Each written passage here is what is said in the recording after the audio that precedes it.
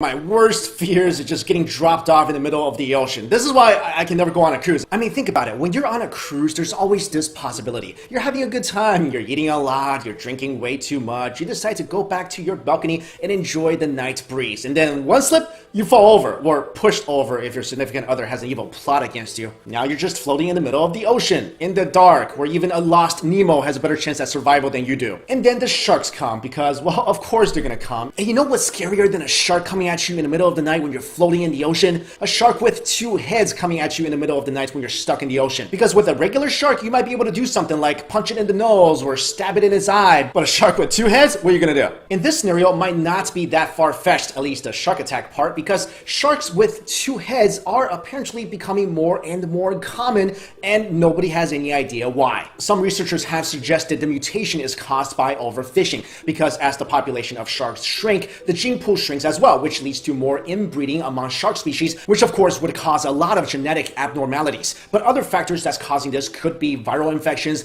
metabolic disorders, and pollution. Now, I get that researchers can't really pinpoint a specific reason for the mutations, but I think it's pretty safe to say that overall the problem is us, right? I mean, the biggest source of pollution in the ocean is directly from land-based sources such as oil, dirt, septic tanks, farms, cars, and thousands of tons of waste and trash that are being dumped into the ocean every single day. I mean, there's an island of garbage twice the size of Texas inside the Pacific Ocean right now. So you combine all that and overfishing, then is it really a surprise that sharks are showing up with two heads? Maybe that's nature's way of fighting back, right? Let's start giving animals more ways to eat us with. Sharks are getting a second head. Maybe next year we'll see a three-headed lion where squirrels will start sniping us with acorns. But seriously, this is a real problem, and I think the shark mutations are only just the beginning. Next, there could soon be a real-life Iron Man, or actually real-life Iron Men. Scientists in the US are working on a combat suit for soldiers inspired by the Iron Man suit from the movies and say it could be available in just 2 years. They're calling it Talos, or Tactical Assault Light Operator Suit, and it will give the person wearing it the ability to see in the dark, superhuman strength, and it can also deflect bullets. But the flaw is, well, they can't really replicate Tony Stark's energy source, so the soldiers would have to carry super heavy batteries with them.